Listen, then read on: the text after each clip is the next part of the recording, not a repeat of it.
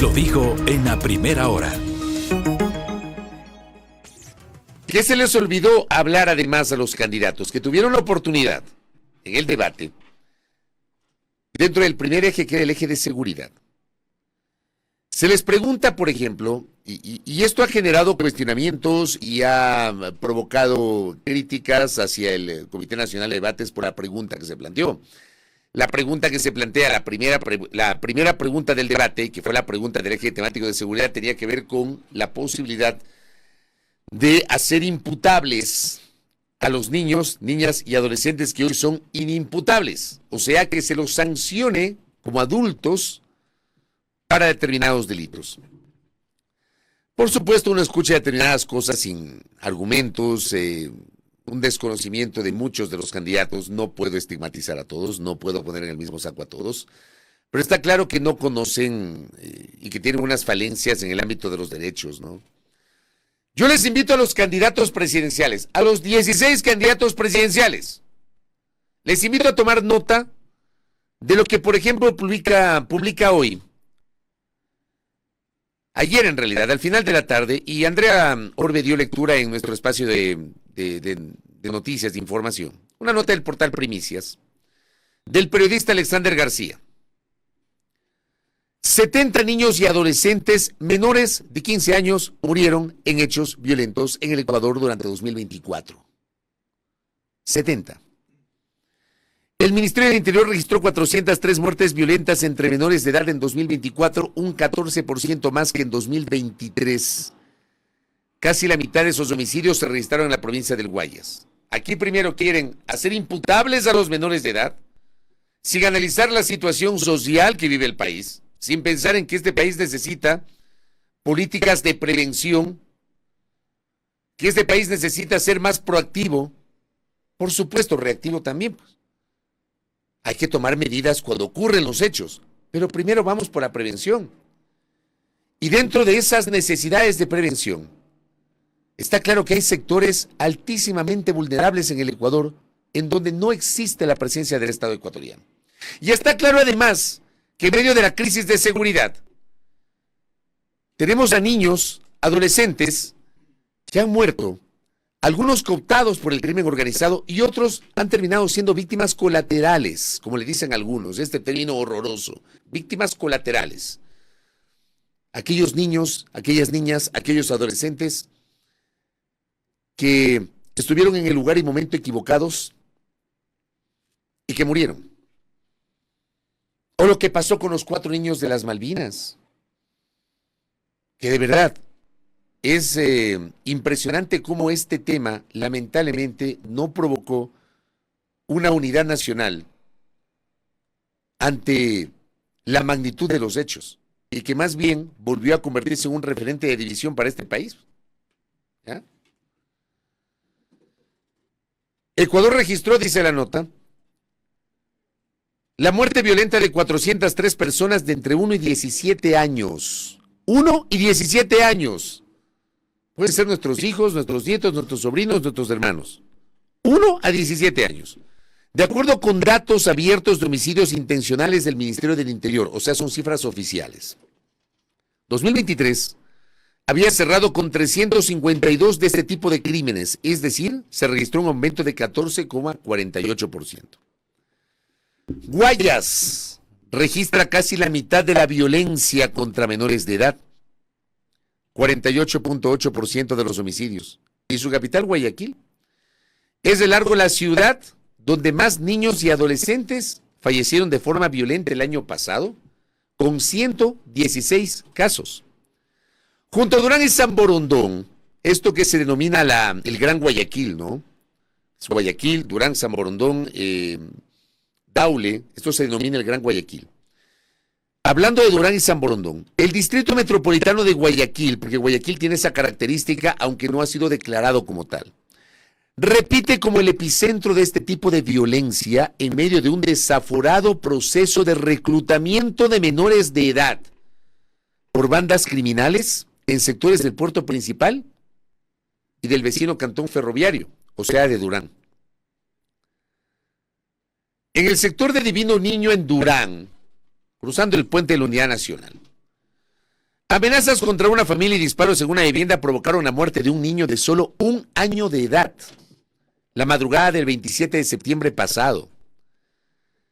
También por presuntas amenazas, pero en la vía pública resultó asesinada una niña de solo 2 años la tarde del 30 de agosto del año pasado en la cooperativa Juan Montalvo, en el norte de Guayaquil. 2024 cerró con la confirmación del asesinato de 4 niños de las Malvinas, sí, aquellos que estigmatizaron, que son delincuentes, que como delincuentes se los llevaron, cuando hasta el sol de hoy, 22 de enero, no muestran la evidencia de que estaban delinquiendo. Y como he dicho en varias ocasiones, así hubiesen estado delinquiendo, el procedimiento no era matarlos, no era llevárselos, el procedimiento era entregarlos a la policía. Y había un niño de 11 años que debió haber sido entregado a la DINAPEN. Eso lo voy a repetir permanentemente para que la gente entienda. Un caso que causó conmoción y que es investigado por presunta desaparición forzada contra 16 militares involucrados. Los registros del Ministerio del Interior, dice el portal Primicias, publicados ayer martes 21 de enero del 2025, revelan que el año pasado 70 menores de 15 años murieron en hechos violentos en el Ecuador. 2024 además se convirtió en el segundo año más violento de la historia del Ecuador, con 6.986 muertes violentas frente a los 8.004 eventos de 2023, con lo que el año pasado se registró una reducción general de 12,71% de los homicidios intencionales en el país. Pero en el segmento de 15 a 17 años, los asesinatos crecieron un 26% frente al año previo. El reclutamiento de menores de edad suele iniciar en torno a los 12 años, pero las tareas iniciales consisten más en mover paquetes en el barrio, fungir de vigías o repartir volantes extorsivos, mientras que desde los 15 años los grupos delictivos introducen a los adolescentes en la extorsión y el sicariato. ¿Qué ha hecho el Estado ecuatoriano? El Estado ecuatoriano, no solamente el gobierno. Cuando yo digo el Estado no me refiero solamente al gobierno central. Hablo del Estado en su conjunto, el Ejecutivo, el Legislativo, la función judicial, los gobiernos locales. ¿Qué ha hecho el Estado ecuatoriano para enfrentar esta problemática? ¿Saben por qué se da esta problemática? Por la exclusión social, porque no hay presencia del Estado en sectores que históricamente han sido abandonados, porque el acceso a la educación básica y media se ha complicado para muchas familias, porque no hay trabajo, porque no hay estímulos para el emprendedor, para aquel que no tiene un trabajo fijo y que necesita emprender. Este país se ha caracterizado por la exclusión social y no se termina entendiendo que esa es una de las razones por las cuales a nuestros niños y a nuestros adolescentes los termina cooptando el crimen organizado. ¿No les parece a ustedes que si tenemos un chico que está en la escuela o en el colegio va a ser más difícil de cooptarlo que aquel que está vagando en el barrio? Y perdón que lo diga de esta manera. Aquel que no puede estudiar, que no tiene la oportunidad de estudiar. Aquel niño o adolescente que está en algún sector de la ruralidad, donde no hay agua, donde no hay alcantarillado. En esto que le denominan popularmente en los sectores de la costa las invasiones. Gente que no ha tenido la oportunidad de una vivienda propia. Que por ahí, producto de las invasiones, se levantó una casita de caña en un lote vendido por estos traficantes de tierras que pululan en diversos sectores, por ejemplo, de Guayaquil. En esos cinturones de miseria que tenemos en las ciudades. En Guayaquil, por ejemplo. ¿Dónde está la presencia del Estado? Y no solamente el Ejecutivo, el gobierno central. El Estado en su conjunto, como digo. ¿Cuáles son las políticas públicas? Porque en este país cada 4 años, o cada que hay elecciones y se posesiona un nuevo gobierno, pretenden inventar el agua tibia. Ofrecen el oro y el moro. Hablan aquí de hacer imputables a los menores de edad. Hablan aquí de la cadena perpetua de la pena de muerte, sin entender que hay problemas de fondo en el Ecuador. Y parte de esos problemas de fondo, por supuesto, todos queremos recuperar la tranquilidad. Todos queremos saber que caminamos por la calle y no tenemos el riesgo de que por ahí se cruce una balacera. Pero aquí lo que hacen es pensar en una serie de medidas que terminan siendo irrealizables varias de ellas, otras que podrían ser realizables pero que necesitan ser repensadas, sin entender que tiene que haber una génesis, y la génesis es atacar el problema de fondo. Y el problema de fondo, parte de eso es la exclusión social. Que se entienda esto. En los sectores pobres y de crecimiento poblacional, por ejemplo, dice la nota de Primicias, como Nueva Prosperina, al noroeste de Guayaquil y Durán. Me imagino yo que, no sé si los candidatos presidenciales habrán ido a Nueva Prosperina. Porque generalmente hay políticos que aprovechan las campañas recién para visitar ciertos sectores populares. Y cuando llegan al poder, o ocupan cargos de elección popular, se olvidan de esos sectores. Pregunto, ¿no? Si los 16 visitaron Nueva Prosperina en el contexto de la crisis de seguridad que estamos enfrentando. Al noroeste de Guayaquil y Durán, tomados en gran medida por el crimen organizado, las bandas ni siquiera tienen necesidad de reclutar a los menores. Ojo con esto que dice la nota. Ahora los adolescentes se ofrecen o postulan a las bandas. Eso ha explicado el jefe de policía de Durán, Roberto Santamaría. En sectores donde el Estado ni siquiera cubre los servicios básicos. Esa no es responsabilidad solo del Ejecutivo. Ahí hay una responsabilidad directa de los gobiernos locales. Porque el que tiene que darte agua es el gobierno local. El que tiene que darte alcantarillado es el gobierno local. Entonces, no solamente el Ejecutivo Central que tiene una gravísima responsabilidad, sino los ejecutivos locales. Por eso yo hablo de una corresponsabilidad del Estado en su conjunto. Los grupos delictivos pueden llegar a pagarles a los adolescentes entre $3,000 y $4,000 mensuales. Dinero fácil para esos chicos abandonados por el Estado. Los adolescentes y jóvenes, dice la nota, que ejecutan sicariatos por encargo, pueden llegar a percibir entre $3,000 y $50,000, de acuerdo a la relevancia de la víctima. Según recoge el estudio Doble Criminalización en Cantones de Alta Peligrosidad en el Ecuador. La investigadora en seguridad y autora de ese informe, Caterina Herrera, que vamos a ver si la podemos invitar en estos días acá, apunta que ante este panorama, los grupos criminales se convierten en la única opción tentadora de futuro para niños y adolescentes. Pues claro, si va a ganar $3,000 o $4,000 mensuales, o si va a ganar entre $3,000 y $50,000 por un sicariato, imagínense ustedes, dinero fácil. La única opción tentadora para estos jóvenes que no tienen futuro, a los cuales lamentablemente no les han brindado oportunidades para tener un futuro prometedor.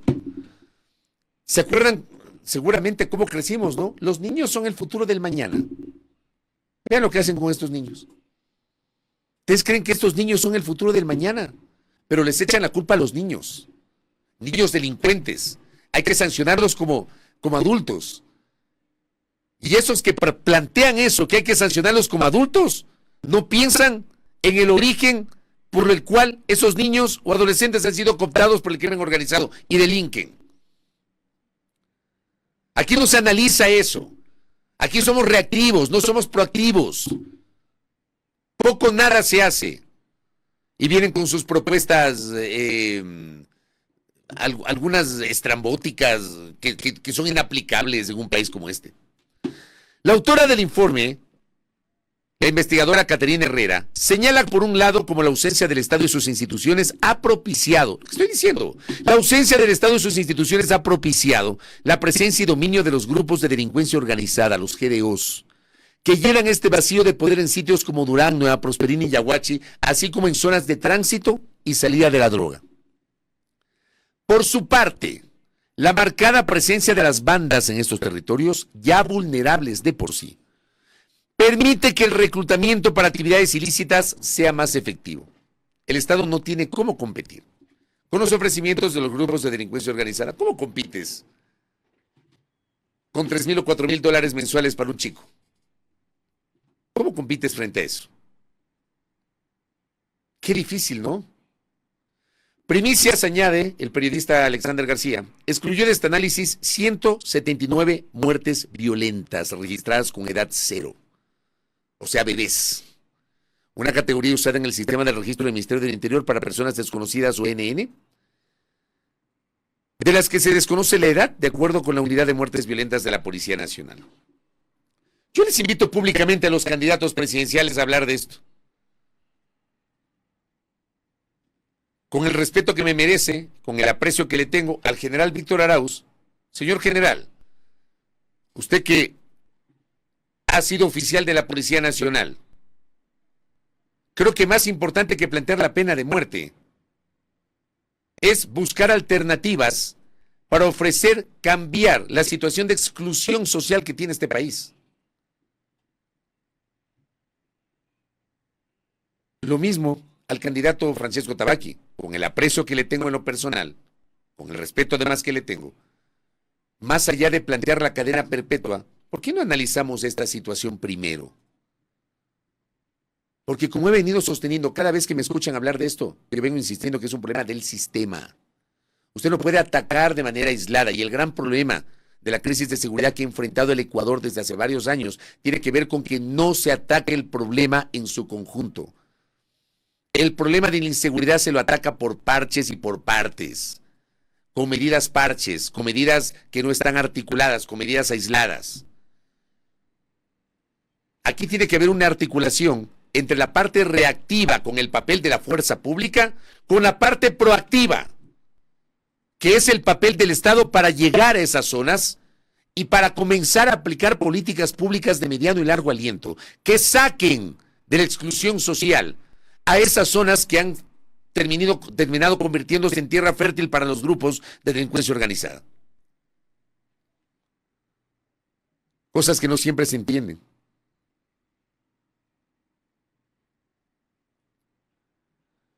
Yomar me dice, el pago es muy atractivo, $3,000, $4,000 mensuales.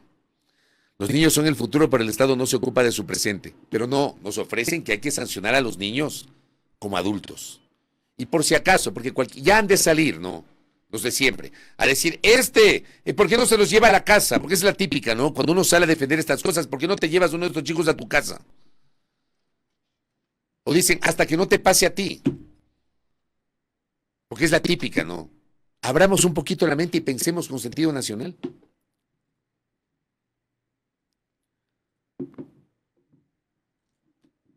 Iván me dice, un abrazo, Iván. Lo típico decir que los asesinatos de menores son víctimas colaterales. Hay un tema que no se ha tomado en cuenta, me dice mi colega. Es el hecho de que a los niños se les enseña ahora que es importante tener un celular, y por eso en determinados lugares, al no tener de dónde, la opción más viable son las bandas criminales. Dinero fácil. ¿Cómo le va, doctor David Palomeque Molina? Le envío un abrazo. Es que cada candidato ofrece implementar la inteligencia artificial y ninguno aplica o usa la inteligencia emocional. ¿Será que para eso también quieren aplicar la inteligencia artificial, que fue de lo más mencionado en el último debate?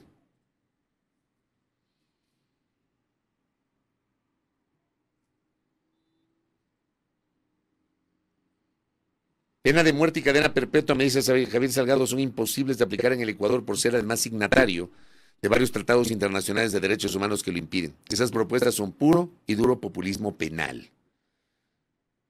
Candidatos, dejen de lado esas propuestas que pueden ser muy vendibles desde el punto de vista electoral, proselitista. Y hablen de esto. Y no se olviden de los 4 chicos de las Malvinas. De Steven, de Josué, de Ismael y de Nehemías. A ver si se aprenden los nombres, ¿no? Y los repiten para que se les quede en la cabeza. Esto es muchísimo más importante. Acá tengo otro mensaje. Me dice el oyente, este es un problema no solo para los menores, es un problema por la falta de empleo y abandono del gobierno en la educación. Y es un problema por la falta de trabajo. Porque si, por ejemplo, en la casa, el papá o la mamá no tienen trabajo, ¿ya? No pueden solventar los gastos de la casa.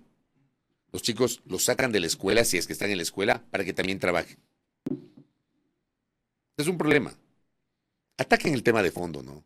Les invito a hacerlo y les invito a reflexionar justamente sobre esta problemática.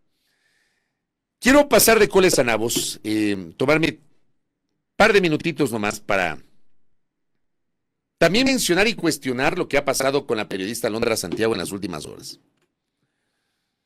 Un juez ha negado el habeas data para Alondra Santiago. O sea, le han negado a Alondra Santiago y a su abogado el acceso a información para saber por qué le revocaron la visa. Dice la nota del portal Premisas igualmente. Un juez negó este lunes, anteayer, el pedido de acceso a información presentado por Alondra Santiago, comunicadora y activista de nacionalidad cubana, a 6 meses de que fuera revocada su visa en Ecuador. La decisión fue adoptada por el juez de la Unidad Civil de Pichincha y notificada de manera oral, una vez finalizada la audiencia por el recurso de habeas data interpuesto por la defensa de Santiago Rodríguez, informó el Ministerio del Interior en un comunicado. Frente a esta resolución, la defensa de la comunicadora presentó inmediatamente la apelación de manera oral. Es un nuevo revés para su causa, pues en su momento otro juez descartó que se hayan violado los derechos de la periodista. En junio del 2024, el gobierno revocó la visa a Alondra Santiago después de que ella difundiera el videoclip Salve o Patria, el título del himno del Ecuador, que entonó tocando un ukelele e intercalando versos en los que criticaba al presidente Noboa. La revocatoria de la visa fue solicitada por el Ministerio del Interior, que determinó que Alondra Santiago, que residía en el Ecuador desde hace más de 20 años, cometió actos que atentan contra la seguridad pública y estructura del Estado, según una resolución del Viceministerio de Movilidad emitido el 24 de junio. El gobierno no ha precisado, hasta la fecha, qué acciones de Santiago han sido consideradas como atentado contra la seguridad del Estado. 6 meses después, le niegan un recurso de habeas data para saber cuáles fueron las motivaciones por las cuales le revocaron la visa. Y como hace 6 meses comenté este tema, porque soy coherente con lo que yo no cambio de parecer, no cambio de parecer. Yo mantengo la misma posición que tuve hace 6 meses respecto de la situación de Alondra Santiago. Yo no soy como otros que cambian de parecer. Yo no hago eso, yo trato de ser coherente. Y así como repudié lo que pasó hace 6 meses, hoy repudio lo que pasa hoy. Porque Alondra Santiago tiene derecho a saber con su abogado cuáles son las motivaciones por las cuales el Estado ecuatoriano le revocó la visa. Expliqué hace 6 meses que las visas son un privilegio que te otorga un Estado.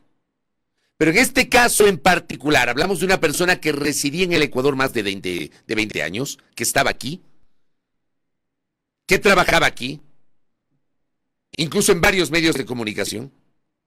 No es que de un momento a otro vino acá y ya. Y le revocan la visa por cuestionamientos del ejercicio de su libertad de expresión.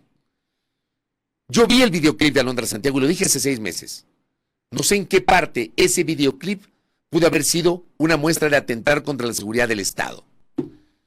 Y lo han guardado bajo 7 llaves. Y le han impedido a la periodista Alondra Santiago defenderse adecuadamente frente a esta decisión del Estado ecuatoriano. ¿Por qué le niegan el habeas data? ¿No les parece que lo más normal es saber cuáles fueron las motivaciones? Ella tiene derecho a saber cuáles fueron las motivaciones por las cuales aseguran que cometió un delito contra la seguridad del Estado. Insistiendo en que te den visa o te revoquen la visa es un privilegio y un derecho de un Estado. Pero aquí se ha invocado que ha habido un atentado contra la seguridad del Estado. ¿Cuál? Alondra Santiago tenía derecho y tiene derecho de saber cuál es el delito, supuesto delito, porque si es atentado contra la seguridad del Estado es un delito. ¿Cuál es el supuesto atentado que provocó que le revoquen la visa? Y que la dejen de alguna manera en indefensión. Ojalá que se entienda esto. No hay derecho a tratar así a la gente. Y este tipo de justicia es la que yo no termino de comprender. Si a mí me acusan de que he incurrido en un atentado contra la seguridad del Estado, dígame, ¿cuál? Si yo soy un extranjero residente en un país y me revocan la visa, el Estado tiene el derecho de hacerlo. Generalmente cuando vas a una embajada y te niegan una visa, que es un privilegio del Estado, no te dicen por qué te niegan la visa. Me imagino que tendré oyentes o seguidores o internautas que habrán vivido eso, que vas a una embajada, tramitas una visa y te la niegan, y no te dicen por qué te la niegan. tampoco por qué te la quitan. Pero en este caso hay una acusación de atentado contra la seguridad del Estado. Y lo que pretendía la defensa de Alondra Santiago es saber cuál es el atentado contra la seguridad del Estado. No se entiende. En serio. No se entiende. En fin. Primera plana. Todas las noticias, todas las voces.